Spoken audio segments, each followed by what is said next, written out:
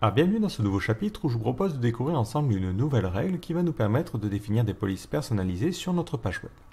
Donc on l'a vu lors de la partie TP, sur le design il y avait des polices particulières qui étaient utilisées, notamment la police Montserrat et Cardo.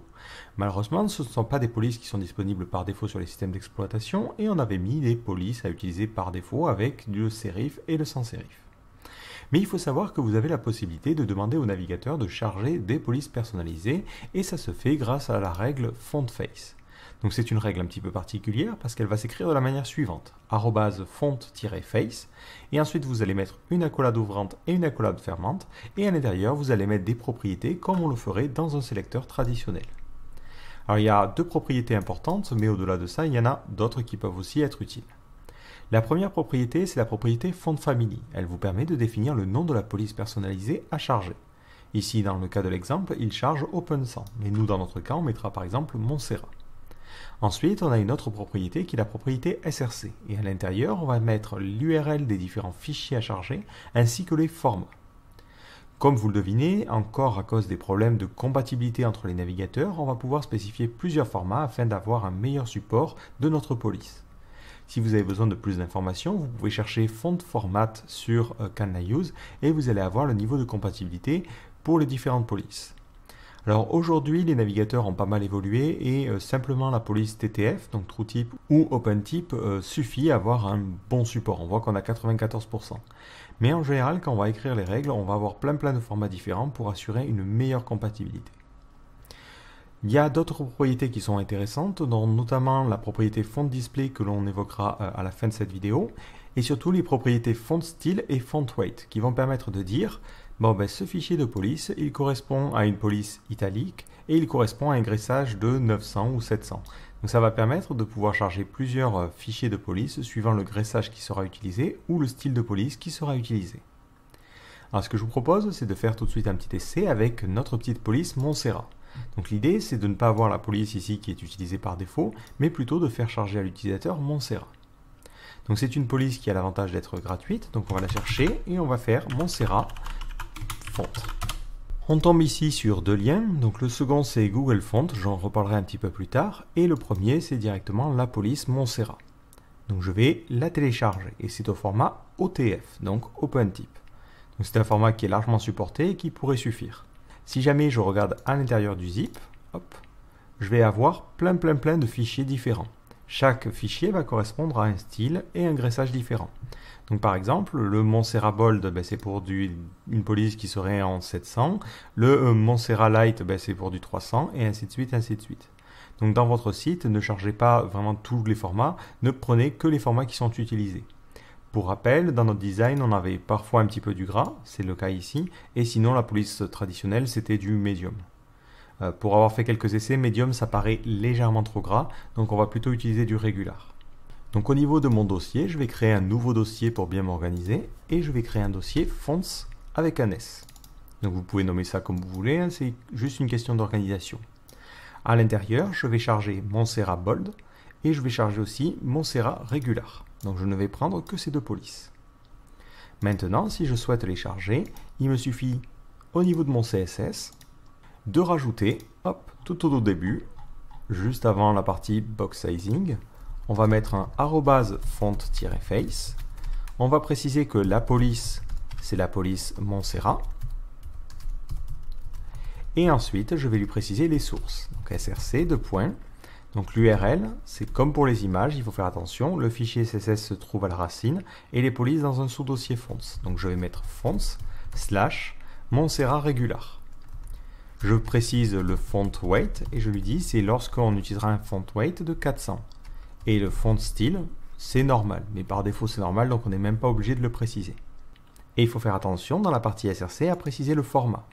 Donc l'ensemble des formats qui sont disponibles sont listés ici. Donc vous avez le format WFF, OpenType, TrueType, et nous dans notre cas c'est de l'OpenType. Donc on va mettre format OpenType. Mais vous pouvez mettre plusieurs éléments dans cette liste-là, c'est-à-dire mettre une virgule, une autre URL pour un autre format. Maintenant, si je réactualise ma page, vous allez voir que la police va être légèrement différente et on aura une police qui sera bien du Montserrat.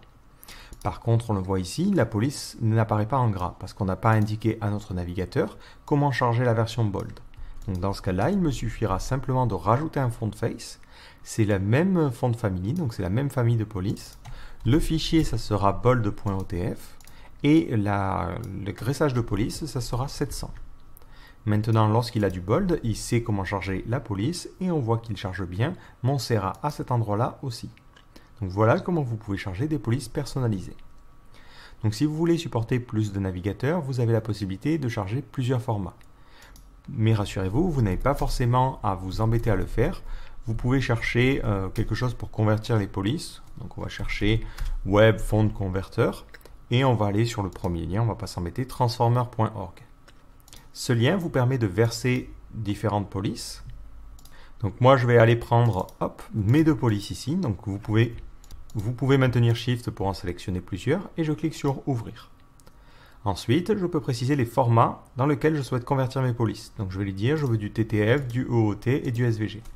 Volontairement, je mets tous les formats pour que vous ayez un exemple. Ensuite, vous pouvez cocher quelques petites cases, mais nous, on va simplement sauvegarder les choses. Une fois que l'on a sauvegardé, on peut cliquer sur Convertir. Le site va automatiquement convertir vos polices dans vos différents formats et vous pourrez ensuite le télécharger.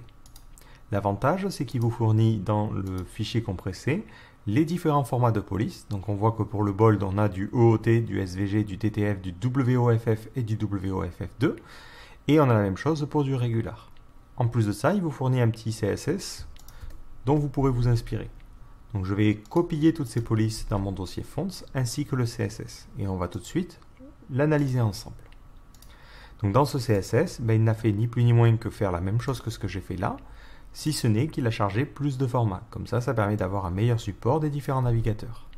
Encore une fois, si vous ne souhaitez supporter que les navigateurs récents, pour rappel, l'OTF fera très bien le travail. Tous les navigateurs récents le supportent. Donc vous pouvez vous contenter de mettre simplement de l'OTF ou du TTF.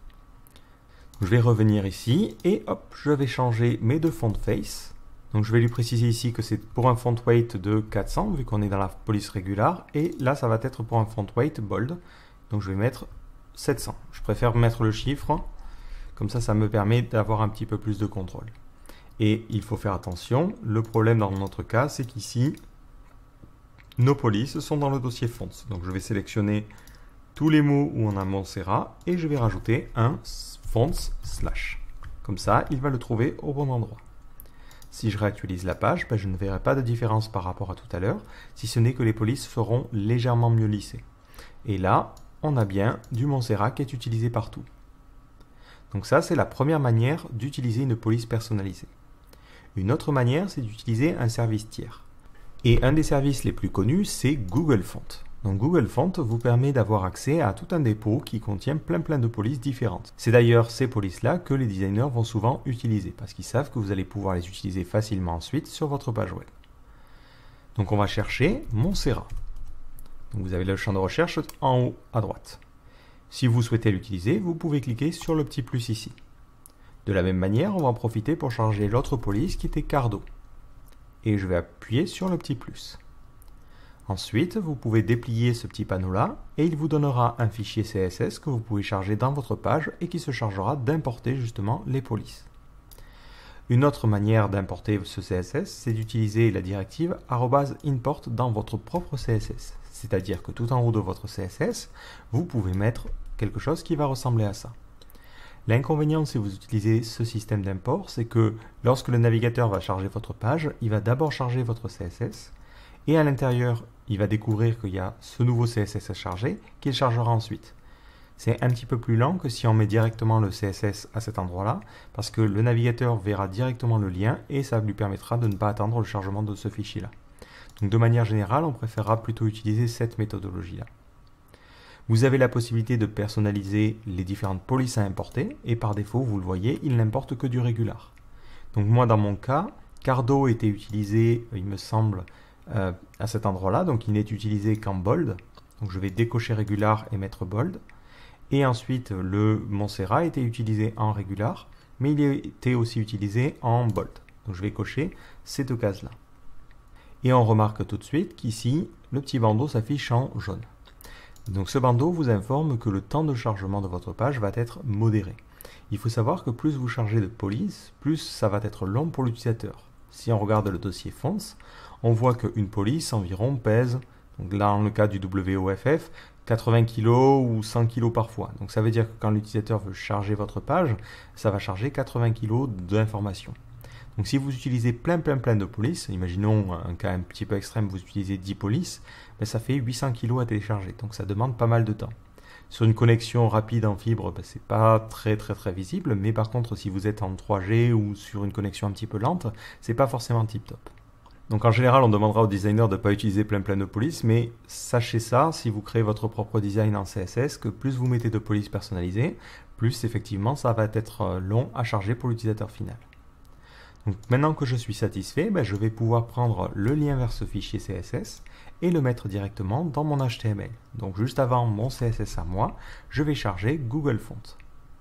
Maintenant, dans mon CSS, je n'ai rien à mettre. Je peux utiliser les polices Cardo et les polices Montserrat. Elles sont chargées depuis Google Fonts. Si je réactualise ma page, je vois bien qu'elle s'affiche convenablement. Et je pourrais même changer par défaut dans mon CSS le font weight ici pour passer en régular plutôt que medium. Et là, on a bien notre page qui s'affiche avec les polices personnalisées. Alors on peut se demander quelle est la différence. Quelle méthode utiliser? Est-ce que je devrais plutôt utiliser du Google Font ou utiliser la police que j'auto-héberge? Alors si vous hébergez automatiquement la police, l'avantage c'est que vous avez le contrôle sur les fichiers, mais le problème c'est que ça va vous prendre un petit peu plus de bande passante, parce que ça veut dire que c'est sur votre serveur que les utilisateurs devront télécharger les différentes polices. L'avantage qu'a Google Fonts, c'est que si plusieurs sites utilisent les mêmes polices, l'utilisateur qui aura déjà chargé une police sur un autre site n'aura pas besoin de la retélécharger. Donc c'est mieux en termes de performance. Le petit inconvénient, c'est en termes de vie privée, entre guillemets, parce que ça veut dire qu'à chaque fois que quelqu'un contacte votre site, il contacte aussi Google. Donc si vous n'êtes pas forcément un fan de ce que fait Google et sa gestion de la vie privée, ça peut être problématique. Voilà, après c'est plus une question éthique qu'une question d'utilisation. Voilà, après, toutes les polices ne sont pas forcément disponibles sur Google Fonts et dans certains cas, je pense notamment si vous travaillez avec des entreprises qui ont une police qui est spécifique à l'entreprise, vous allez devoir utiliser votre propre police, la convertir et dans ce cas-là, vous n'aurez pas le choix que d'utiliser le font face. Mais sachez que cette seconde méthode existe pour des polices qui seraient basées sur Google Fonts. Alors une autre propriété intéressante dans le font face, c'est une propriété qui est assez récente, c'est la propriété font display. Donc cette propriété va vous permettre de définir comment l'affichage d'une police doit se faire. Donc c'est une propriété qui est assez récente et qui n'est pas forcément supportée partout pour le coup. Si vous cherchez font display, vous voyez que Internet Explorer et Edge ne le supportent pas du tout et sur certains navigateurs mobiles ce n'est pas supporté. Ce n'est pas bien grave parce que c'est une propriété qui est juste une amélioration d'expérience.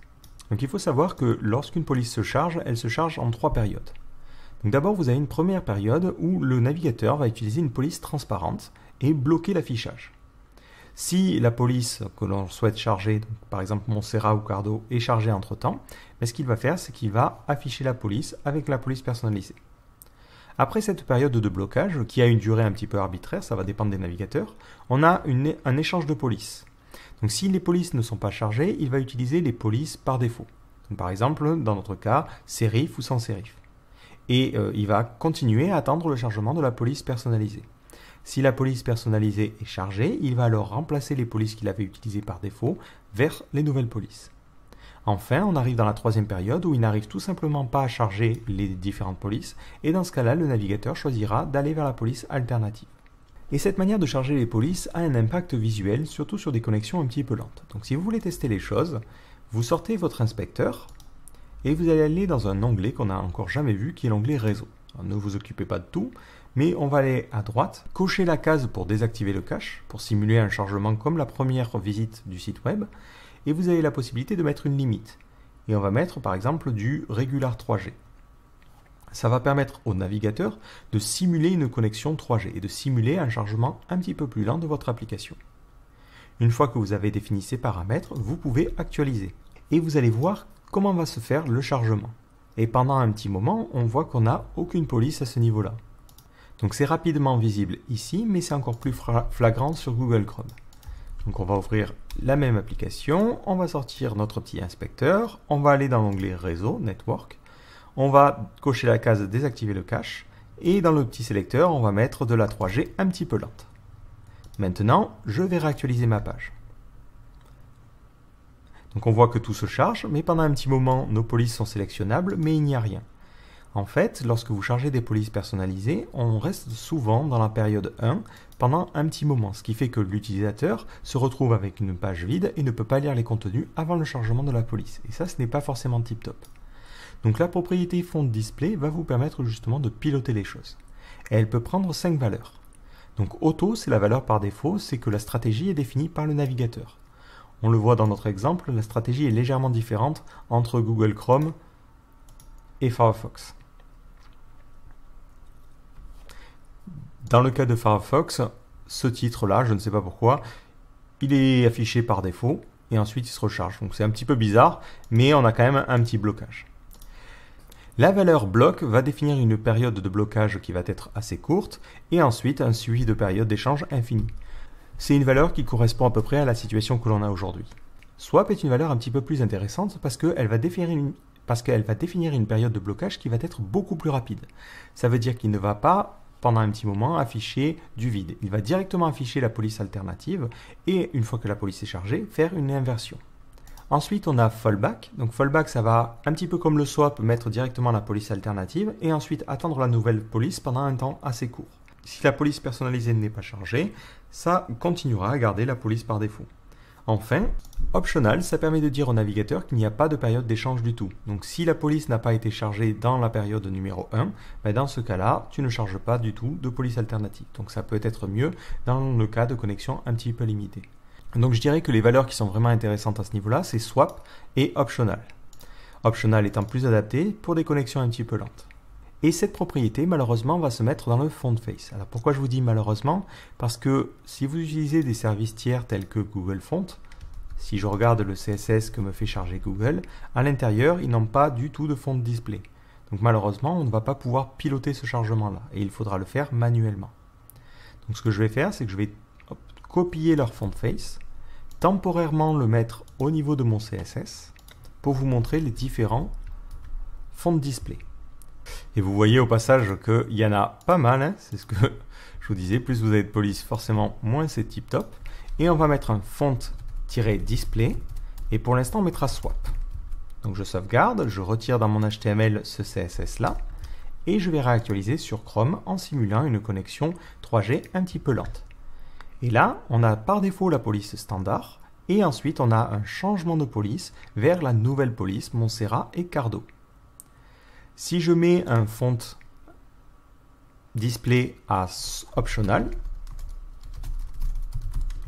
et que je réactualise, il met d'abord la police par défaut, mais ensuite il voit que la police met trop de temps à se charger et dans ce cas-là, il ne fait pas d'inversion. Si vous mettez un font display à bloc, dans ce cas-là, on se retrouvera dans la même situation qu'au début, police blanche par défaut, ensuite on passe à la phase d'échange et il charge la police. Donc c'est une propriété super intéressante parce qu'elle va vous permettre justement de piloter les choses. Donc, personnellement, j'aurais tendance à vous conseiller de mettre swap. Ça crée effectivement un petit flash qui va changer les polices, ce qui n'est pas forcément joli d'un point de vue design, mais d'un point de vue ergonomie, c'est quand même pratique de pouvoir voir le contenu avant le changement de la police. Si vous avez déjà été en Edge ou en 3G, vous le savez. Et sinon, carrément mettre optional. Donc optional, ça a l'avantage, si la connexion est trop lente, de ne pas avoir de flash, mais par contre, ça veut dire qu'il faut penser son design pour qu'il fonctionne avec des polices standards. Sinon, effectivement, ça ne va pas être tip-top. Donc à voir si, dans un futur plus ou moins proche, Google Font supporte ce font display.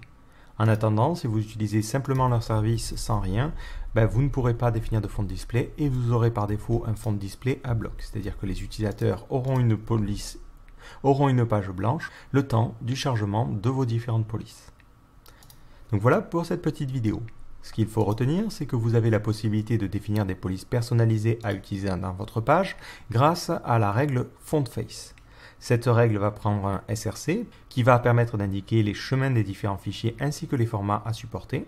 Font family va vous permettre de donner un nom à votre police et doit correspondre au nom de la police. Et ensuite, vous pouvez définir le graissage et le style qui est utilisé. Vous pouvez enfin mettre un font display pour pouvoir spécifier comment le chargement doit se faire. Si vous le souhaitez, vous pouvez utiliser des services tiers tels que Google Fonts qui vous permettent dynamiquement de choisir les polices que vous souhaitez utiliser et qui va générer un CSS pour vous. L'avantage qu'ont ces services tiers, c'est qu'ils permettent une meilleure mise en cache et si vous utilisez la même police qu'un autre site web, l'utilisateur n'aura peut-être pas besoin de la retélécharger.